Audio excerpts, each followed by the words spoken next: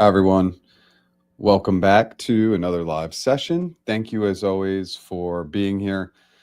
Uh, Lots to cover today. And of course, as we dive into any and all of these sessions, I'm just going to do a general Q&A, and then in our downtime, we can spend some time talking about tech layoffs, tech layoff trends, what's kind of going on in the market, because I think it's top of mind for a lot of people who are going to show up to these live sessions. So as we're warming into these sessions, as always, it's a little sleepy to start. So, as you're hopping in, let me know where you're visiting from. Of course, any and all questions are welcome and relevant. Tell me that you can see me and hear me okay, all the good warm and fuzzies as we warm into this session. So, as always, I like to go backwards before we go forwards, and this is a common trend. I'd taken a couple weeks off of producing a longer form content video, but yesterday, a question that comes up in my live sessions all the time is trying to understand a lot about the internal transfer process, especially country to country. That's a big one, especially when we work at these big companies. We know there's an opportunity to get pretty mobile and not just from office to office, region to region, but potentially country to country. So, when thinking through the internal transfer process, there's just so much to keep in mind. So, yesterday's video was about, I think, a little over 12 minutes. And so it's just going to tackle some really simplistic and a couple more complex topics that you need to be thinking about if you're considering an internal transfer. And that question has been coming up since I started doing these live sessions years ago. And I finally had the opportunity to tackle that video. So I was pretty happy about that. Okay. As people are coming in, please let me know that you can see and hear me okay. Obviously, let me know where you're visiting from. Uh, as always, we will pick a more broad topic area like tech layoff trends, and this is more of a general Q&A session. So anything and everything is on the table. Whatever you want to discuss or chat about, I'm here to help today. If this is your first time here, my name is Jeff H. Sipe. My business is practiceinterviews.com. I really have two parts of my business. I do one-on-one coaching, and then you can see the course. We have a 30% discount just today if you use the coupon code layoffs25. That course was updated with AI modules back in October, and it really made an already good course way better. I'm still doing one-on-one interview coaching, one-on-one negotiation coaching, and one-on-one career strategy sessions. And, I think the coaching is more important than ever. The second half of the business is my software. So we have significantly updated the app over the last 3 months to add an interview academy in there. So it's not going to be as robust as the course, but what it will do is it will walk you through methodically how to answer questions. It's going to sound exactly like me. And we lowered the price point as well. And so definitely check out the app. It's free to check out. I go live 9 a.m. Pacific time every Tuesday, and I do new original long form content every Monday. I'm going to be pushing some additional shorts this week, and I am here to help. So if you like what I'm doing today, smash that like button. If you've never subscribed, consider subscribing. We're going to dive in. I can already tell we're super slow today. So any questions, comments, anything you want to discuss, it's on the table today. Hey, Jeff, what a week in tech. New Gemma stuff was like drinking from a fire hose. Then GPT plus I've quietly happened. Yeah, I was having this discussion with a couple friends yesterday, and one of my friends was asking me how much I knew about all the Google developments from an AI perspective. And I said, it's overwhelming for somebody who spends time in the AI space every day, somebody who's learning every day. It is fire hose. Like it's feeling challenging to keep up with the pace of technology, how quickly things are happening. It's tough. I mean, the tech that's coming out is amazing. It's just really, really hard to keep up with all of it because it's happening so fast, and it's a constant reminder for anybody watching that it's happening. We're not going to be able to stop it or slow it down. So how are we adapting, adjusting, evolving, staying knowledgeable about what's coming out and not feeling totally overwhelmed, because it can feel very, very overwhelming.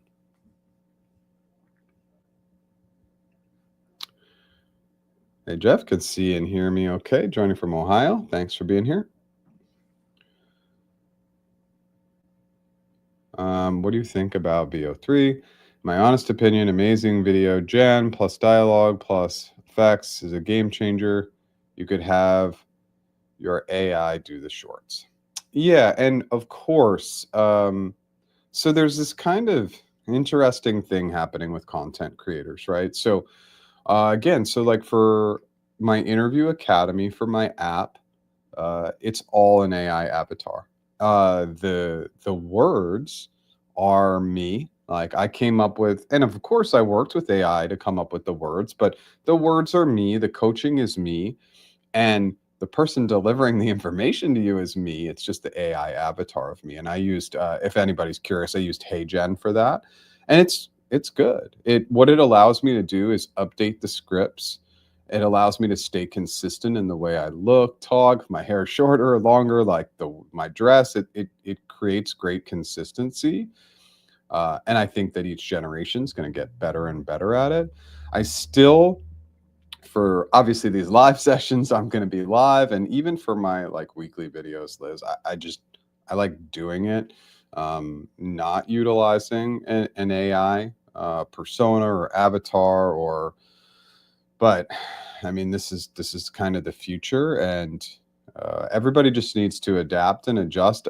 There is a woman who does great AI content, and the way that she separates out how you can tell whether it's her AI avatar versus her is she just when she's an AI avatar, she wears a hat. And I think that's kind of cool too. It's like, look, if you're seeing the hat version of me, it's AI. If you're seeing the non-hat version of me, it's not AI. And it's like, it's just transparency for the audience. So this is just going to be one of the really unique things as content creators. So much of it is about connecting with the audience, and that's why I love going live. And pretty much, I think I've only missed one live session all this year because I like the engagement. I like chatting with the audience. Uh, what is the future state of content creation? I mean, I think if you're probably not utilizing AI to some aspects, like you're going to fall behind pretty quickly. And I think it's really important. Again, I know I'm kind of going on a tangent here, but I think it's really important for anybody considering creating content is what wins in the content creation game is the compound effect. You just got to atomic habits. You just got to show up every week, and you just got to do it every single week and keep showing up. And that's obviously you want to learn, grow, provide good content, but the reality is that showing up is just such a big part of being successful in the content area. And most people do give up because it is hard. And I've been doing content on YouTube now consistently for 6.5 years, over 6.5 years, and it's hard to always show up, but that's kind of the piece that will win. That was a tangent, so sorry for that.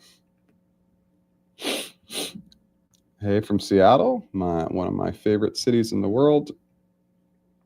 Hey, thanks for being here. I have an interview with TikTok for the head of PMO in trust and safety. Okay. Oh, okay, we got that one. I'm a Google PGM, and I have an interview. Okay. Tips for this approach. I have my stories ready to go. Any insights into TikTok culture? I hear it's rough there. I think that it's getting a little rough everywhere. It sounds like, obviously resources are being leaned out a little bit, like in all aspects. So that's making it tough. They're putting more expectations on workers to do more because they're expecting you to automate parts of your job. That can be tough. So I think all environments are getting a little tougher. I've heard a little bit of a mixed bag at TikTok. I still think working for ByteDance, the overall company, is a good move, and obviously TikTok has a fantastic brand. So there's just so much credibility in the brand. And obviously, you're at Google, so you know all about that. At TikTok, of course, the only big tech company that really doesn't ask hypothetical questions is Amazon. They're totally behavioral. But all the other ones will throw a hypothetical question at you here or there. And obviously, Google's the most infamous for hypothetical questions. But it's just hard to picture interviews that don't have the how questions, the what questions that I want you to imagine. And the how question is definitely the most common. And so TikTok will occasionally ask hypothetical questions. So I want you to have great stories, but also be thinking about your approach. What's your approach when it comes to project management, program management, and the trust and safety space? Have that approach ready to discuss. Um, for me, what it comes down to is what's happening in your current role in your current company at Google, specifically for you. How does this position current and long term match up? And then, of course, what's the comp? Pay me.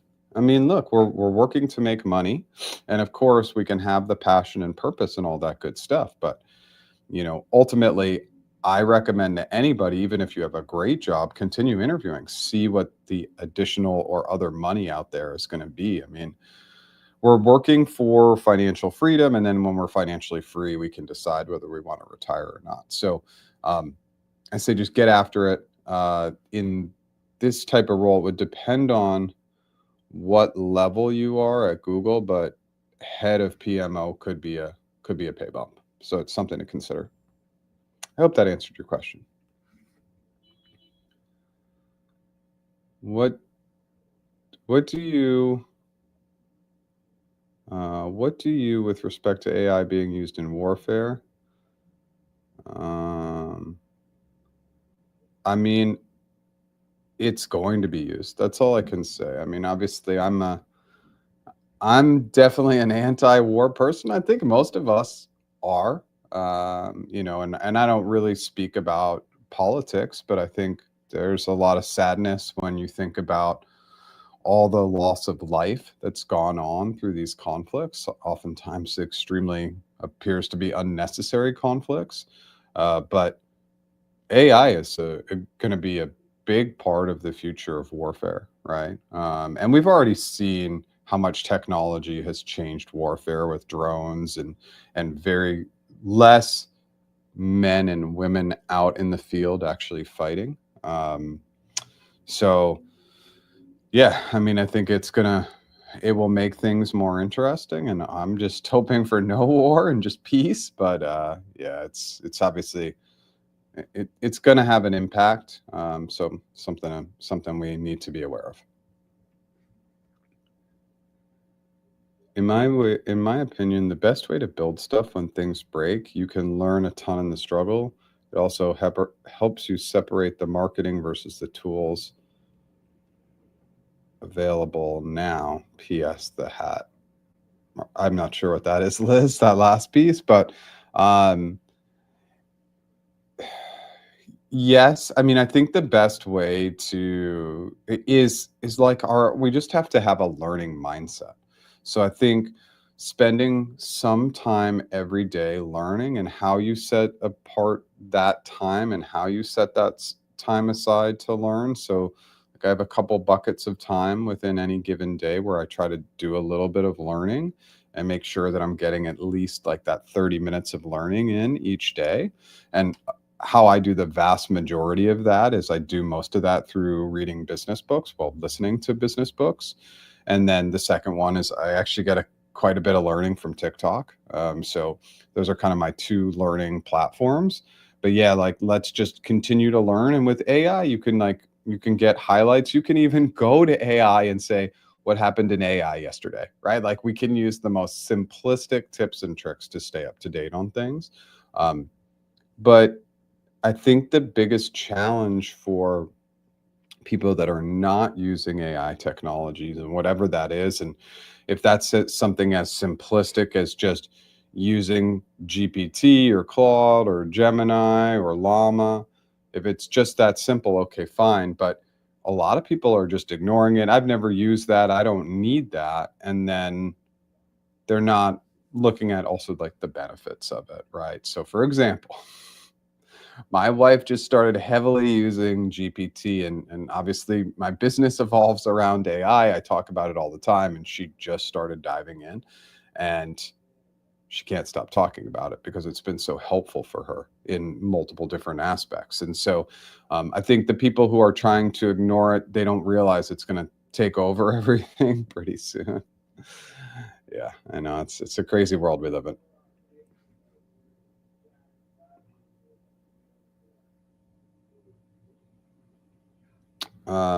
So I was talking with information warfare, where AI is being used to spread propaganda, where we what can be done to keep AI in check. Um, yeah, I mean, I think that I have a good friend who's in a high level role in AI ethics, and I think that one of the big parts with all these companies is that they have a good AI ethics team in place, and that they're really monitoring and checking things, and also recognizing that we can't stop it, and like I definitely am not the right person to be implementing those items or be taking care of those items. It's a space I know very little about, but I think if I'm looking at it, I'm thinking companies, one of the hires should be more in the ethics space, that they're monitoring the feedback AI is giving and just constantly getting some human eyes on what AI is producing. I think that's going to be really, really valuable. How will AI continue to impact hiring, and will networking be a key? So, Leon, um, it's going to impact hiring in the way I look at the how AI is going to impact hiring is it's over time. And so what's going to happen over time is more and more roles are going to be automated. It's going to be much easier for AI to replace people. So the continuing impact of AI on hiring is that in perpetuity, uh, we're going to see less hiring over time. So that's one major item to just be aware of. Like there's just going to be less hiring over time. I think we're also going to see the impact of AI for us moving to more of a solopreneur economy. I think you're going to see a lot more small business owners, a lot more people like me who, yes, I have a lot of people who I pay to do a lot of different work, but they're all more on the contracting side. I don't have any employees, right? And so you're going to see a lot more solopreneurs because it's going to be harder to find those corporate jobs, and people are going to be forced to get creative and come up with their own business, which I think could be a real positive. That's kind of what I see now. If you've seen any of my content, I think networking is key.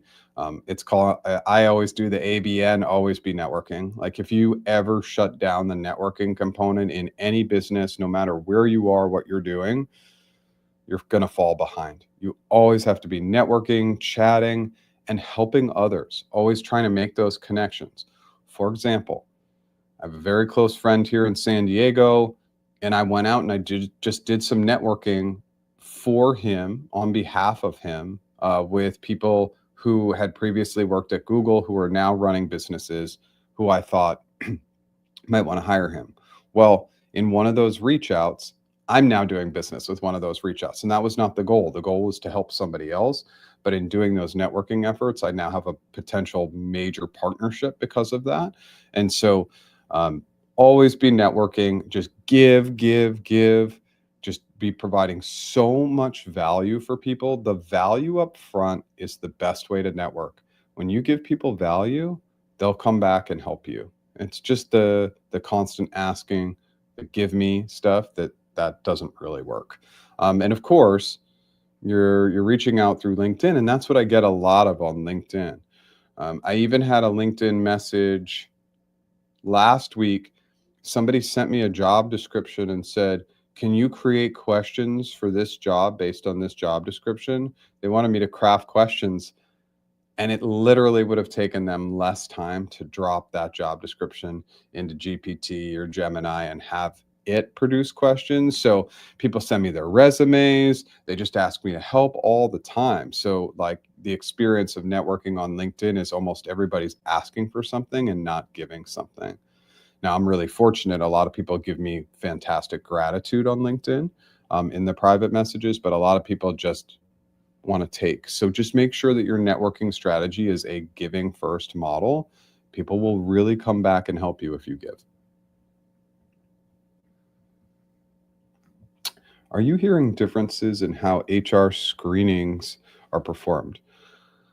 I'm experiencing HR screenings with as many as 8 to 10 questions being asked in a 25-minute interview. Um, No. I mean, not that I'm aware of. I have not seen a overall trend. First of all, thank you for that. I have not seen that trend. So if anybody else in this community watching this live session is feeling like the HR screens are getting much, much more robust, please let us know. I think logically in an employer-based market, which is what we've moved to, employers have all the control and prospective employees have much less control now. It would make logical sense that the HR screenings, the upfront screenings are getting tougher because the amount of actual candidates coming in is probably 3 times as many as it was maybe a year ago or 2 years ago. So more applicants. So again, from a logical perspective, it would make a lot of sense that these HR screenings are getting tougher, but obviously would love to hear from the rest of the community as well. Thank you for that.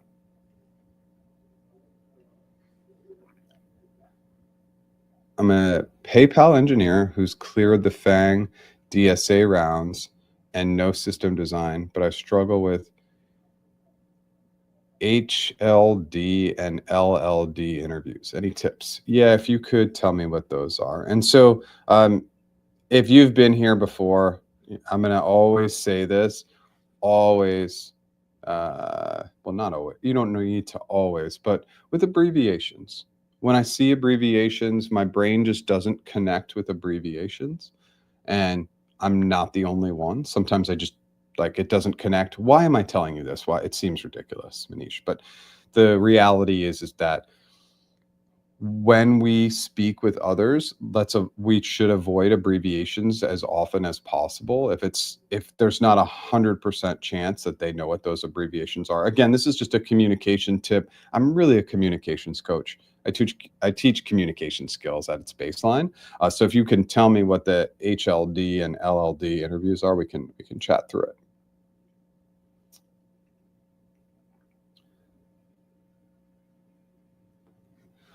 Hey, Jeff, I've read that the big bill that Trump is trying to pass will effectively repeal Section 174 of the tax code, allowing U.S.-based R&D investments to be expensed in the same tax year.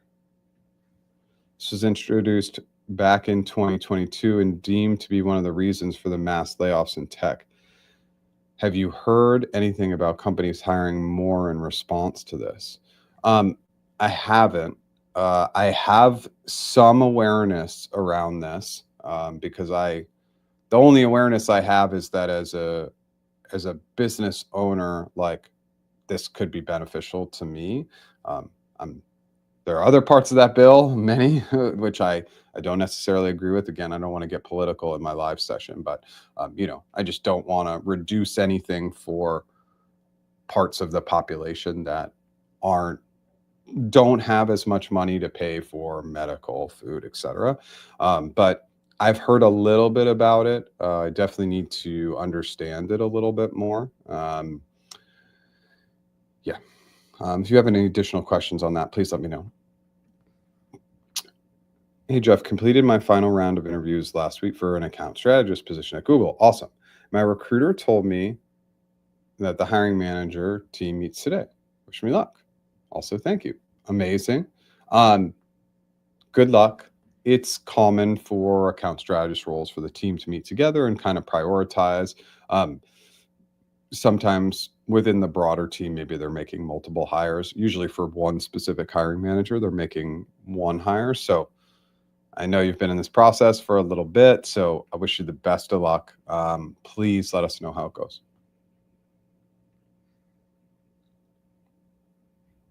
As someone with a strong technical background, I sometimes struggle to articulate my ideas under pressure. So, how can I structure and deliver my presentations to convey my concepts more clearly? Oh, I think you probably know where I'm going with this, but practice. Yeah. I mean, the only way that you can articulate your ideas really well is practice.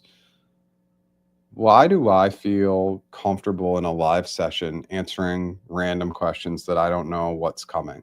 It's because I've done over 200 live sessions, so it's kind of the practice of it, right? So I get into these live sessions, there's no nerves because I'm so used to doing it.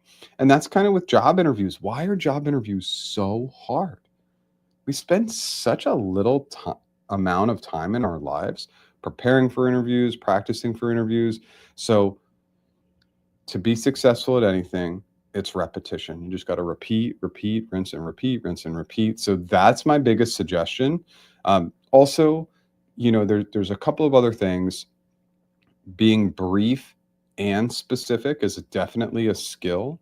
So the ability to talk about very specific items with brevity, that's challenging. And then just deliver to convey concepts more clearly. You have to be talking about the how. So on the behavioral side, what did you do, supported by how did you do it? On the hypothetical side, you want to be thinking about what would you do and how would you support that item. People talk a lot about what's, but what's do not give me a clear visual of your abilities. How you would or how you have done it gives me a much clearer visual. That how to me is probably one of the biggest missing pieces of the puzzle when coaching on interviewing and interviewing skills. If you can't define how, they can't connect up here. But once you get into the how, so it's like I met with the team, we did some analysis. I met with the team. Specifically, we did a half-day workshop with the product managers, marketing managers, and program managers. And we did X, Y, and Z. And it's like, okay, now I have this great visual. I see how you bring people together, how you work through items, and now I want to hire you more. So the how to me is one of the most critical items when you're practicing. Are you talking about how you've done it and how you would do it? Going to have a phone interview with Meta in 2 weeks for a PM role. I worked in companies like Cisco and Dell, etc., before, but have no experience working in social media platforms. How can I best prepare myself outside of researching what Meta does to address product sense questions that focus on Meta's capabilities / metrics settings?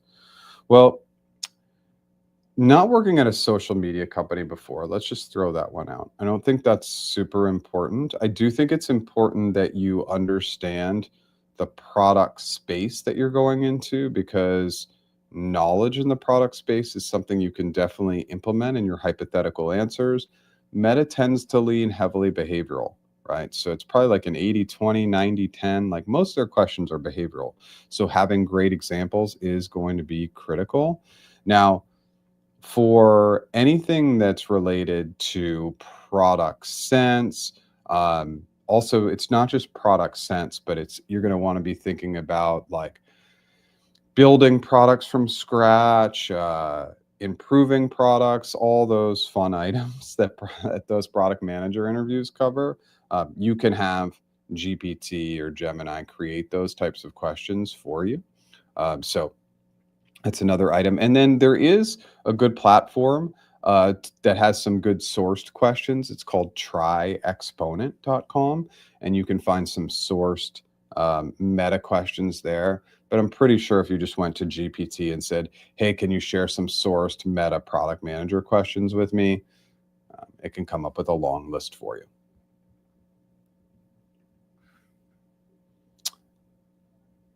I'm in L3 for L4 promotion at Google in August. How much should I assume my salary will increase? 30%?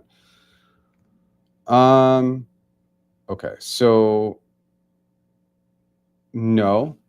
I mean, 30% would be a lot. I think 20% is reasonable. Now, promotion also will depend on your base percentage increase will definitely be dependent upon performance, right? And so anytime we're getting promoted, you're getting a high performance rating. But if you're in that top category, hey, it could get up to maybe a 25% base increase. 30%, I think, is a little aggressive, especially from a 3 to a 4. I would expect more in the 20% range. Just a guess, but that's historically what I've seen. And congrats. Getting promoted is a big deal, and that's awesome. LinkedIn currently added some tools to help both job seekers and employers to connect really smoothly and boost our resume based on our skills. Do we still need network connections? Yep. So there was I put out a post on LinkedIn last week, and I got one very, very interesting response, which was basically the LinkedIn post was, you can't apply. Imagine you can't apply to jobs. Try and shut yourself off from applying for jobs for 1 week. See how creative you would get. And one comment was like, well, this is scary. And I just would question why it's scary. Why are we continuing to default to do something we know doesn't work? And so, all right, let's talk about applying. This is a really important item. We're slow today, so I'm going to dive in. And if it bothers people, jump off. But here's the deal. We're probably at a place where about 3% of job applications actually turn into jobs. 3%.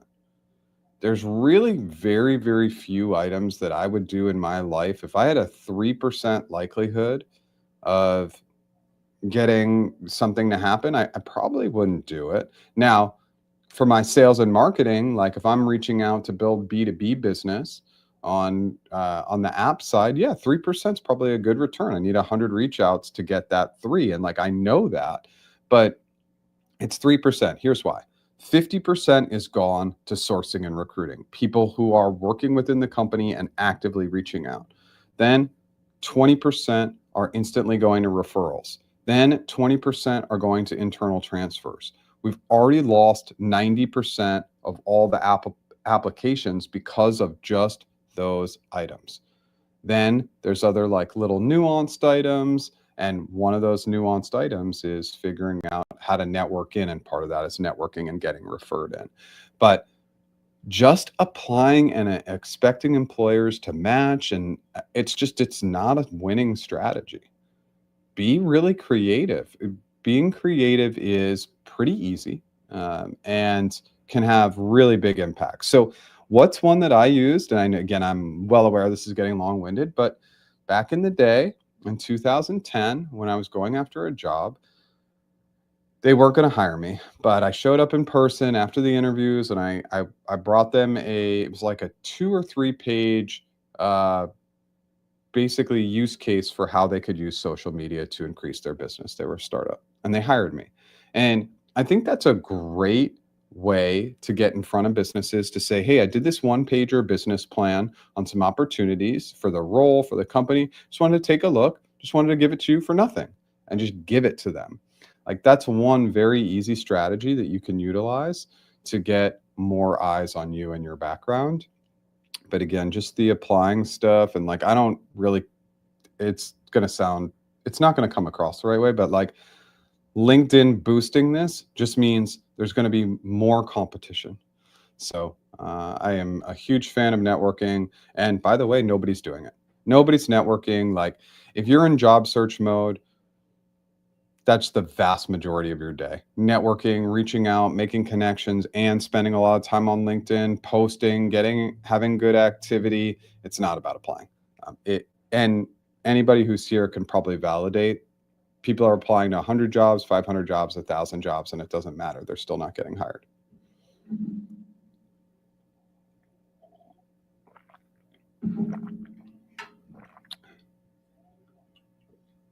Hey, Jeff, what do you think? Shall I ask my connections to send my CV and refer me to Meta and Google without seeing an actual open position? What would I target? Would recruiters review my CV and check possible position match, or just keep monitoring open positions till one comes up? Neither. you need to find very specific roles, and you need to find specific roles where you have the job link.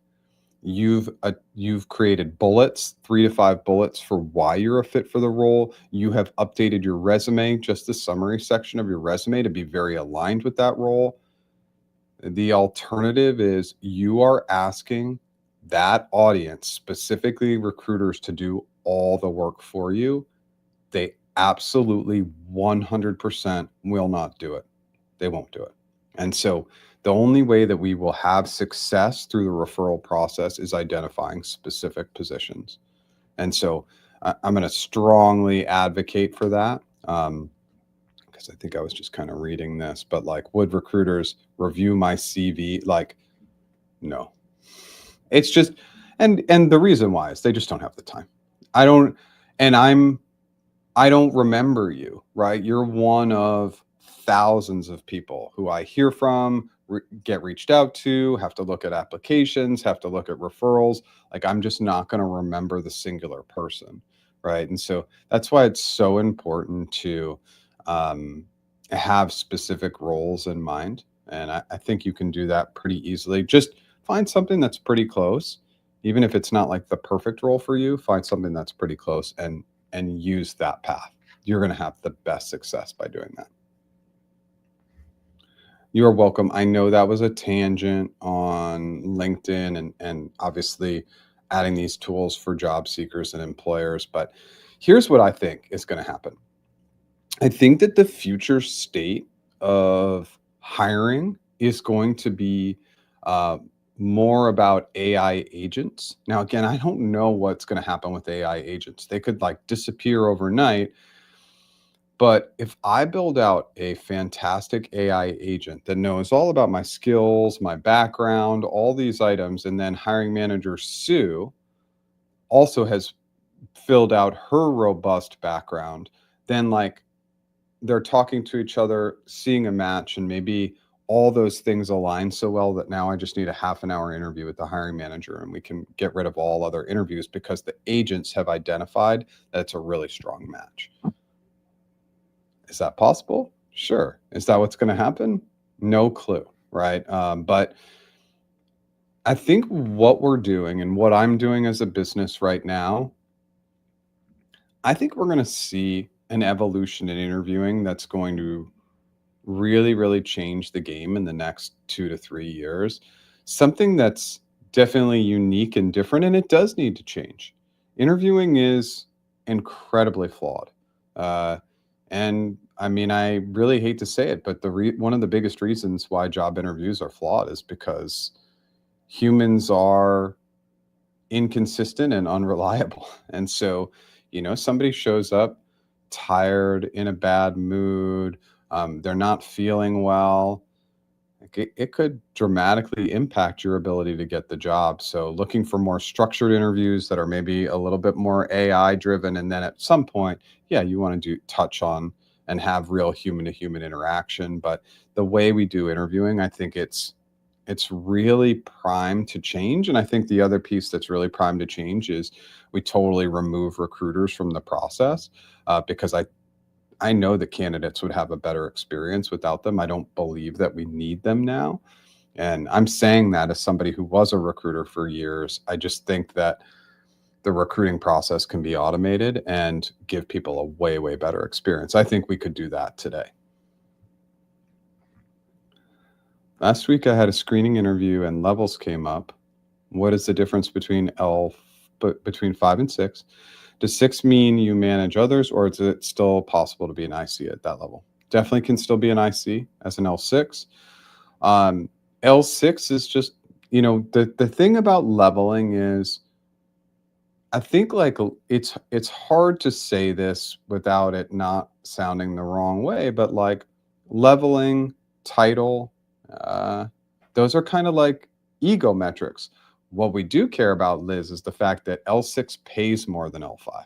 And so we're really compensation driven. So L6 is just going to get you to that next level for how much you're compensated. And by the way, there is a way to control level in the job interviews.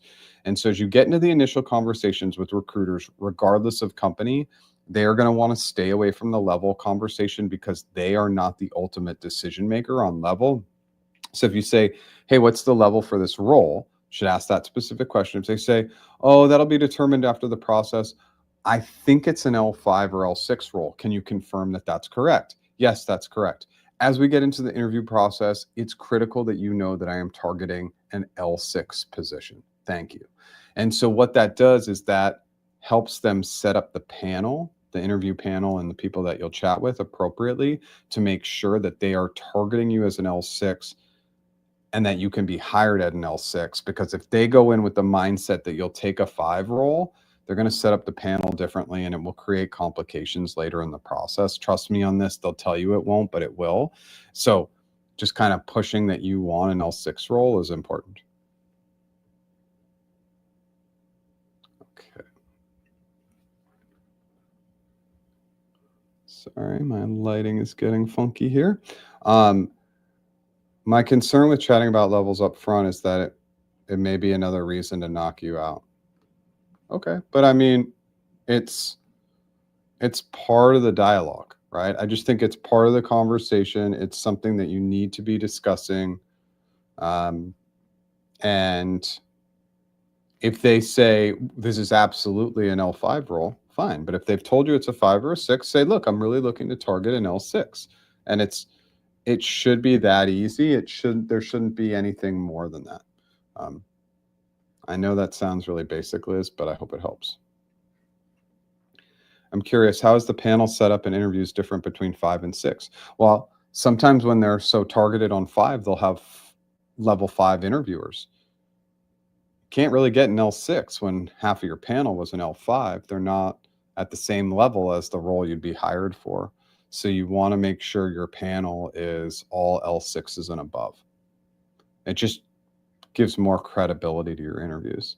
Is it a total stopping point? No, it's not a total stopping point, but it's just something that historically was done at most companies. They're trying to get you to interview with everybody at the same level or above. That's a very, very typical process. Now, there's some things that are different, like if you're going after a hiring manager, if you're going after a software engineering manager, you'd be interviewing with a level below because they're looking for you to code at a level below because you're a manager and you're not going to do hands-on coding.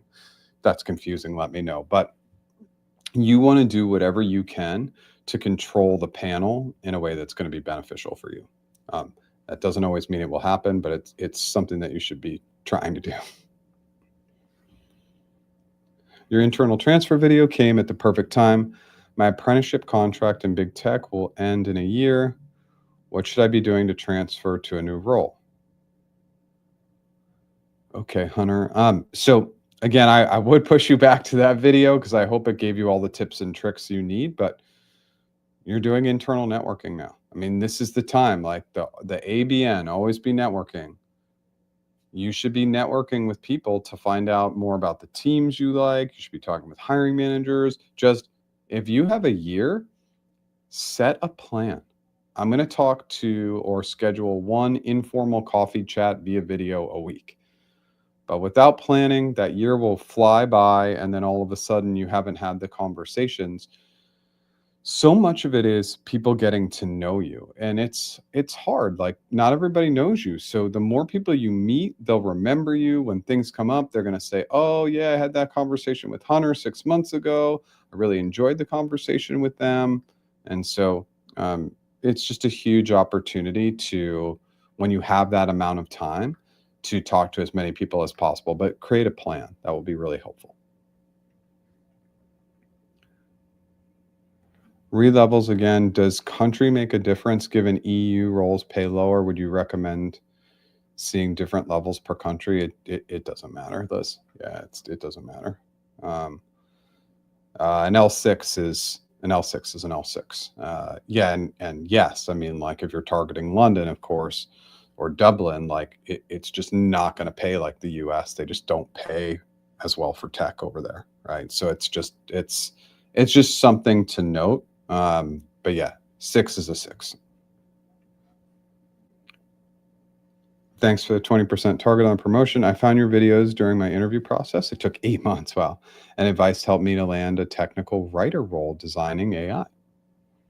Amazing. Amazing. So happy to hear that. I'm happy that you're on the promo path. Like that's awesome. And just don't let anybody tell you, like, as you get promoted from a 3 to a 4, start pushing immediately when you 3 months after you become a 4. What do I need to do to get to a 5? Like, people just want to slow you down and tell you you can't get to the next levels really quickly, but just keep pushing, keep doing great work, and keep working with your leadership to come up with that plan to take those steps to get to the next level.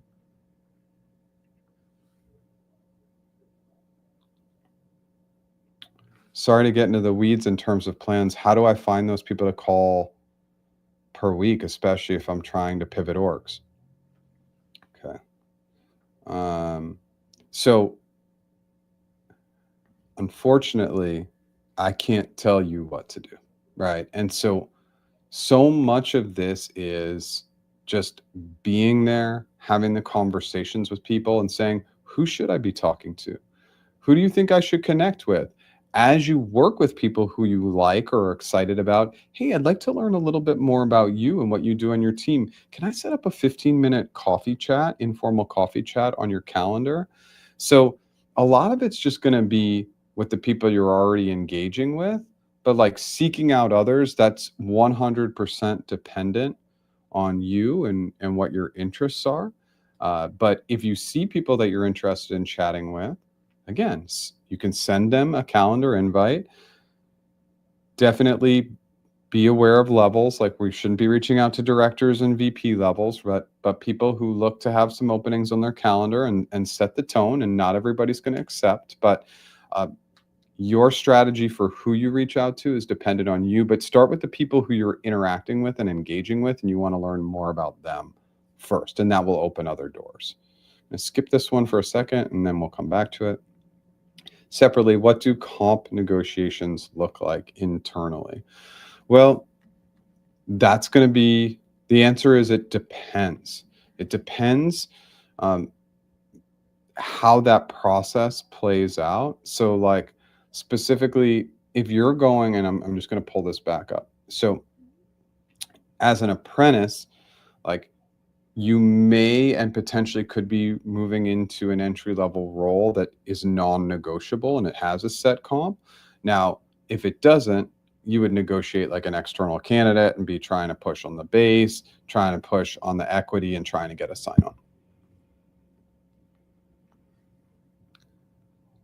I was debating whether or not to go to networking event, but I guess I should. There's no way to know for sure if networking guarantees. I'm actively interviewing. There are no guarantees in life.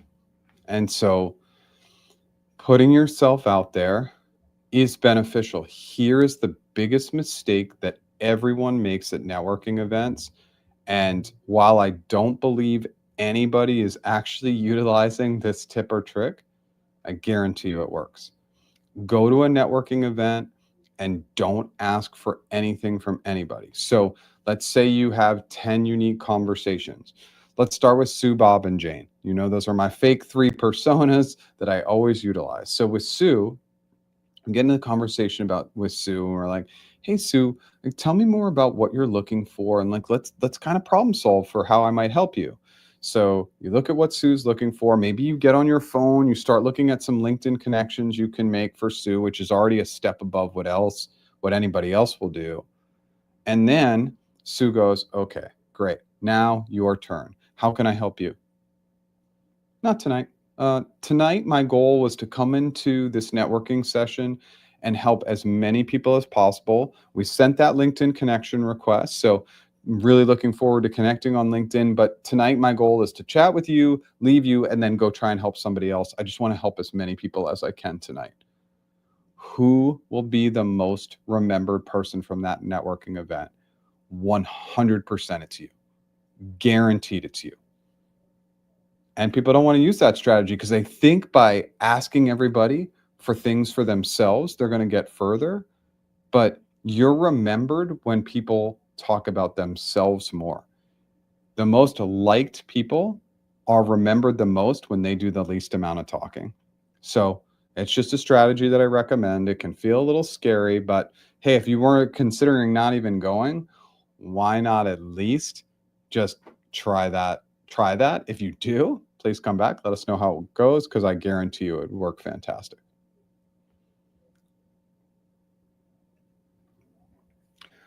Currently at Apple, not a fan of industry currently. Don't know where to land really. Do I just to anyone and everyone? I'm not sure that last piece. I'd really love to stay at the company. Do I just to any and everyone? Maybe you're saying, do I just network with anyone and everyone? I mean, I'm guessing that's what it is, but I want you to be strategic. I want you to be strategic in how you're going about networking. If you'd like to stay at the company, just look at the product areas that interest you or excite you. But I'm trying to think of how I can help you. I mean, just conversations are going to be the most valuable way. Even though I know the tech industry is getting pretty tough right now, that's just going to be the way to go about it. And again, setting a plan for a number of conversations you want to have per week. I would strongly suggest, again, I basically don't use Google anymore. I use it for simplistic searches just because it's less of a environmental and energy drain. But like Aaron, my strong recommendation is you just Google business networking events in my area this week, and it'll probably pull up a bunch. It should be a pretty simplistic search, I would guess, to find that information, hopefully. And by the way, the events are going to vary greatly. Some are going to be good, some are going to be terrible. Show up, give, and you'll have a good experience. Okay, we are out of questions. As always, I never want to end just in a hard stop. So let me go in. Let me talk a little bit about my services for just a minute. And then if any additional questions come in, I'm happy to answer them. If you use the code layoffs25, just today, you'll get 30% off our interview mastery course. Updated the entire course with AI modules back in October, and we've gotten fantastic feedback on that. I'm still doing one-on-one interview, one-on-one negotiation, and one-on-one strategy sessions. It's mostly resume and LinkedIn work, but we can talk career strategy as well. The AI app. We just built in a mini course within the app. We're calling it our interview we're calling it Interview Academy. And that was a big build out in the app. It took a few months for us to build that out. So definitely check out our free trial. You can get a free trial of the app. We've lowered our price point. We are continuing to rework it, retool. We work on the prompt engineering almost every week to make it better, make the scoring better, make everything better. The app is definitely AI driven, where our competition is maybe using a little bit of AI, but it's a blurb. We're going to break down that information into little pieces to help you get better at interviews. And it's definitely at a good price point for anybody globally. So we tried to do that, bring the price down to just make sure it was accessible for everybody. I think we're out of questions. Again, I can hang out for another minute and see if any additional questions come in. I mean, we can talk for a moment about the tech layoff trends. I think that's going to continue to be a trend. So we just need to be comfortable with it. Statistically, this year has actually been less. There have been layoffs in other sectors, but in the tech sector, it's been a little less, which is nice to see. Hiring's also really slow, though. So that's a big challenge area. Okay, I think it's been almost 5 minutes since we had a question come in, so I'm gonna jump off now. As always, thank you so much for being here. I'm gonna push some shorts this week, and I will be back next Tuesday with another live session. Thanks so much. Have a great day.